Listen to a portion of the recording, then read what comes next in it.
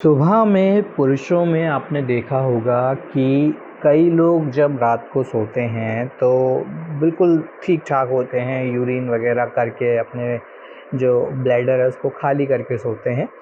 But सुबह में जो उनका पीनिस होता है, जो उनका लिंग होता है, हम पुरुषों की बात कर रहे हैं, तो वो जो है बहुत ज़्यादा ही आप समझ रहे होंगे मैं क्या कहना चाह रहा हूँ। तो ऐसा क्यों होता है? कई लोगों के मन में ये सवाल आता भी होगा और सुबह में ही क्यों होता है? दिन में और भी समय है, दोपहर का समय होता है, शाम का समय होता है, ठीक है, रात का भी समय होता है। सुबह में जो समय होता है, सुबह में ऐसा क्यों होता है? इसके पीछे का कारण शायद ज़्यादा लोग समझ नहीं पाते हैं या शायद कोई उस तरह से बताने वाला नहीं होता है कि ऐसा क्यों होता है। जबकि अगर आप देखो कि सुबह का जो समय होता है वो एक पूजा पाठ के लिए बहुत अच्छा होता है, ठीक है? जितने भी शुभ कार्य होते हैं, आपने सुना होगा कि सभी कहते हैं सुबह जल्दी उठना चाहिए, ठीक है? सुबह उठकर स्नान कर लेना चाहिए, बाथ ले लेना चाहिए, ठीक है? पूजा-पाठ करनी चाहिए, भजन-कीर्तन करना चाहिए। तो फिर सुबह में हमारे साथ ऐसी चीज़ क्यों होती है? स्पेशली अगर आप कभी नोटिस करो तो जो भी आपको गलत सपने आते हैं रात में, वो आपको इस पीरियड के दौरान ज़्यादा आएँगे जो कि आपका होता है 3 से 5 या 3 से 6 के बीच में अगर आप देर तक सोते हैं तो, ठीक है। अगर आप 8 बजे तक सोते हैं, 8 के बाद तक सोते हैं, तो 3 से 6 का जो समय होता है, इस पीरियड में आपको जितने भी गलत विचार हैं, गलत सपने हैं, वो आपको इसी पीरियड में देखने को मिलते हैं। इसके पीछे की वजह क्या है? अब साइंटिफिकली अगर आप देखें, विज्ञान के दृष्टिकोण से अगर आप इसको समझने की कोशिश करें, तो विज्ञान कहता है कि ये एक नॉर्मल प्रोसेस है और इससे ये पता चलता है कि आप हेल्दी हैं, आपके सेक्सुअल ऑर्गन बहुत हेल्दी हैं और आपके अंदर बहुत ज़्यादा ऊर्जा है, ठीक है? या आपकी जो सेक्सुअल पावर है वो बहुत स्ट्रॉन्ग है, हेल्दी है। तो इस तरह के कुछ साइंटिफिक आपको जो है मेडिकल साइंस की हम बात करें तो कुछ ऐसे आपको आर्टिकल्स मिल जाएँगे या ऐसा आपको सुनने को मिल जाएगा कि इट्स ए नॉर्मल प्रोसेस है, सबके साथ में होता है। लेकिन अगर आप स्पिरिचुअली इसको समझने की कोशिश करें, अध्यात्म के एक व्यू पॉइंट से, अध्यात्म के दृष्टिकोण से इसको समझने की कोशिश करें, तो इसका अर्थ कुछ और है। तो बेसिकली मॉर्निंग का अगर आप समय देखें, तो हमारे सनातन संस्कृति में सुबह के समय को ब्रह्म मुहूर्त कहा गया है, जो कि आपका लगभग 4 बजे से शुरू हो जाता है, साढ़े 3-4 बजे से और वो आपका रहता है सूर्योदय तक। यानी कि सूर्य की पहली किरण या सूर्योदय के समय तक वो आपका ब्रह्म मुहूर्त जो है वो काउंट होता है। पुराने समय में अगर आप चले जाओ तो पुराने समय में ब्रह्म मुहूर्त को सबसे श्रेष्ठ मुहूर्त कहा जाता है। ब्रह्म मुहूर्त यानी कि ऐसा मुहूर्त जो भगवान का समय होता है। ब्रह्म यानी कि भगवान को ब्रह्म कहा गया है, आत्मा को भी इससे संबोधित किया जाता है। तो ब्रह्म मुहूर्त यानी कि भगवान का एक मुहूर्त। तो सुबह में अब ये दोनों चीज़ें आप देखो तो कॉन्ट्रडी हैं। एक तरफ हम बात कर रहे हैं ब्रह्म मुहूर्त की और उसी समय में हमारे विचार हमारे मन में ऐसे सपने के माध्यम से ऐसे विचार आते हैं, अश्लील विचार आते हैं। अगर आप देखो जो एक नाइटफॉल की जो प्रॉब्लम है वो आपको इसी समय के बीच में ज़्यादा देखने को मिलेगी जो 3 से 6 बजे का समय होता है, ठीक है? उसके पीछे कारण हैं कई सारे।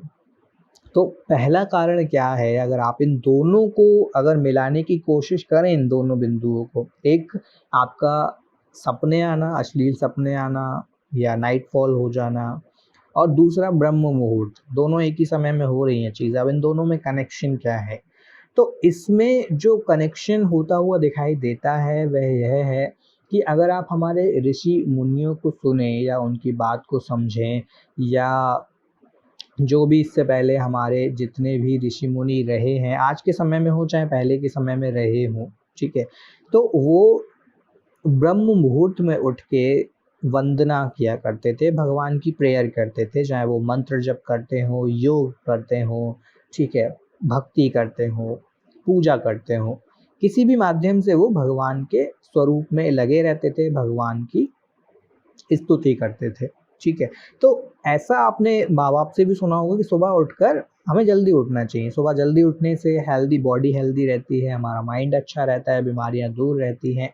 तो उसका एक यह भी कारण है कि सुबह के समय में अगर आप देखें तो ब्रह्मांडीय ऊर्जा ज़्यादा होती है। अगर आप देखें जो मंत्र जप करने वाले लोग होते हैं, जो साधक होते हैं, जो मंत्र साधनाएँ करते हैं, वो सुबह उठकर ज़्यादातर लोग साधनाएँ करते हैं। क्यों? जब वो सुबह उठकर साधनाएँ करते हैं तो उनके जप का फल उन्हें ज़्यादा मिलता है, बजाय शाम को करने के या दिन में किसी और समय करने के। तो ऐसा लोग वो सुबह इसलिए करते हैं क्योंकि उस समय ब्रह्मांडीय ऊर्जा ज़्यादा होती है, यानी कि ईश्वरीय जो ऊर्जा होती है, सुबह के समय वह ज़्यादा होती है वातावरण में। तो जब आप ऐसा कोई भी कार्य करते हैं या आप कोई कार्य नहीं भी करते हैं, सुबह आप जल्दी उठ जाते हैं, तो उससे आप स्वस्थ रहते हैं। क्यों? क्योंकि आप उस ऊर्जा को अपने शरीर में ग्रहण करते हैं। क्योंकि सुबह में ब्रह्म मुहूर्त में ब्रह्मांडीय ऊर्जा बहुत ज़्यादा होती है, तो उस ऊर्जा को आप चाहो या ना चाहो उसे ग्रहण करते हैं।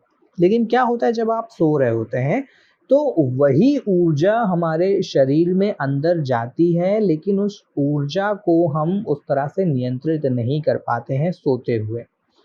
वो बात अलग है कि आप एक सिद्ध पुरुष हो, आपने बहुत ज़्यादा साधना की हो, तो आप उसको सोते हुए भी नियंत्रित कर लोगे। अब ऊर्जा को 2 ही तरफ बढ़ाया जा सकता है, या तो आप ऊर्जा को शरीर में ऊपर की ओर बढ़ा सकते हैं या फिर आप उसे नीचे के मार्ग से निकाल सकते हैं। तो सुबह में ब्रह्म मुहूर्त में ही जब सपने में हमारे साथ ऐसे कृत्य होते हैं, ऐसी चीज़ें होती हैं, उसका कारण यही है कि सुबह में ब्रह्मांडीय ऊर्जा बहुत ज़्यादा होती है जिसका असर हमारे शरीर पर भी पड़ता है। जब आपके शरीर में वो ऊर्जा जाती है तो आपके शरीर के पास 2 ही ऑप्शन होते हैं कि या तो उस ऊर्जा को ऊपर बढ़ा दिया जाए, आपके मस्तिष्क को, आपके शरीर को एक अलग ऊर्जा, एक ताकत दे दी जाए, या फिर उस ऊर्जा को बाहर निकाल दिया जाए। क्योंकि आपके शरीर को फंक्शन करना है, उसे फंक्शनिंग आता है, उसे डिसाइड करना नहीं आता है कि ऊपर बढ़ाना है, नीचे बढ़ाना है, ठीक है? उसको फंक्शन करना है। तो अब फंक्शनिंग किस बेसिस पर होती है? जिस बेसिस पर होती आई है, ठीक है? जिस बेसिस पर होती आई है या आपने उसको ट्रेन किया है। अब वो अलग चीज़ हो जाएँगी, वो एक अलग टॉपिक हो जाएगा। तो जब वो ऊर्जा आपके अंदर जाती है सुबह के समय में 3 बजे, 4 बजे, तो वो ऊर्जा, क्योंकि ऊर्जा को हम ट्रांसफ़ॉर्म कर सकते हैं, उसको हम डिस्ट्रॉय नहीं कर सकते हैं, तो शरीर ऐसा नहीं कर सकते कि उस ऊर्जा को अपने अंदर एब्ज़ॉर्ब कर ले, ठीक है? या तो वो ऊर्जा आगे बढ़ जाएगी, आपके आपके ब्रेन को एक नेक्स्ट लेवल पे पहुंचा देगी, आपके चक्रों को एक्टिवेट कर देगी, या फिर वो ऊर्जा बाहर निकल जाएगी। तो इसमें चक्रों को एक्टिवेट करने के लिए बहुत ज़्यादा अभ्यास की ज़रूरत होती है, बहुत ज़्यादा आपको योग की आवश्यकता होती है, योग की ज़रूरत होती है, साधनाओं की ज़रूरत होती है। तो वहाँ पर तो आप जो है उसको किसी न किसी तरीके से ऊपर ले जा सकते हो। लेकिन अगर आप इनमें से कुछ भी नहीं करते हैं या बहुत कम करते हैं, शुरुआती दौर में हैं, तो आपका शरीर या आपकी आत्मा, इसको हम कह सकते हैं, वो उस ऊर्जा को बाहर निकाल देती है, जिसके लिए आपको ऐसे विचार, आपके जो अवचेतन मन है, आपका जो सबकॉन्शियस माइंड है, वहाँ से कुछ ऐसे इमेजेस आपके सामने लाए जाते हैं, या वो इमेजेस जो आप कुछ समय से सोच रहे हैं या उसके बारे में आपके दिमाग में चल रहा है कुछ समय से, या फिर कुछ ऐसे विचार जो कि बहुत समय से आपके दिमाग में थे लेकिन शायद आप उसको भूल गए हैं या वो अब फेड हो गए हैं, तो वो विचार आपके सामने लाए जाते हैं और इस प्रकार से उस ऊर्जा को आपके शरीर से बाहर निकाल दिया जाता है। और यही कारण है कि सुबह में जो हमारा वीर्यपात होता है, या हम कहें नाइटफॉल होता है, उसका बड़ा कारण यही है। अच्छा, यही आप जो ब्रह्म मुहूर्त का समय है 4 से 6 के बीच में या साढ़े 3 से 6 के बीच में, इस समय में अगर आप जल्दी उठ जाते हैं या इस समय में आप उठ जाते हैं समय रहते 5 बजे, साढ़े 4 बजे, तो वो जो ऊर्जा बाहर जाने वाली थी, वो ऊर्जा आपके अंदर चली जाएगी, क्योंकि उस ऊर्जा को आप किसी न किसी अदर एक्टिविटी में यूज़ कर लोगे, ठीक है? आप खेलने चले जाओगे, एक्सरसाइज़ में चले जाओगे, घर का कुछ काम कर लोगे, उठ के पढ़ाई कर लोगे, ठीक है? तो वो ऊर्जा चेंज हो जाएगी, अब वो ऊर्जा बाहर नहीं निकलेगी। उसको जो है आप किसी अदर एक्टिविटी में लगा दोगे। ऐसा ही वो लोग भी करते हैं जो सुबह जल्दी उठकर काम पर चले जाते हैं, जल्दी उठकर कुछ एक्सरसाइज़ में लग जाते हैं या पढ़ाई करते हैं या कुछ भी वो काम करते हों, या फिर जो साधक हों, जो साधनाएँ करते हों, मंत्र जप करते हों, या फिर वो लोग जो योग करते हों, तो वो उस ऊर्जा का यूज़ कर लेते हैं अपने बेटरमेंट के लिए। तो इस तरह से दोस्तों जो हमने 2 टॉपिक हैं उसको रिलेट करने की कोशिश की है कि इन दोनों में अंतर क्या है और इन दोनों में समानताएँ क्या हैं, कैसे एक-दूसरे से जुड़े हुए हैं। ये जो विषय है, ये मैं आपको बताना चाहूँगा, ये विषय मैंने कहीं से पढ़ा नहीं है, ये विषय मैंने कहीं पर सुना नहीं है। हो सकता है पहले से हो, यह मेरा अपना विचार है, मैं गलत भी हो सकता हूँ। ऐसा नहीं है कि आप इसको पूरी तरह से मानें या आप इसको सही मानें।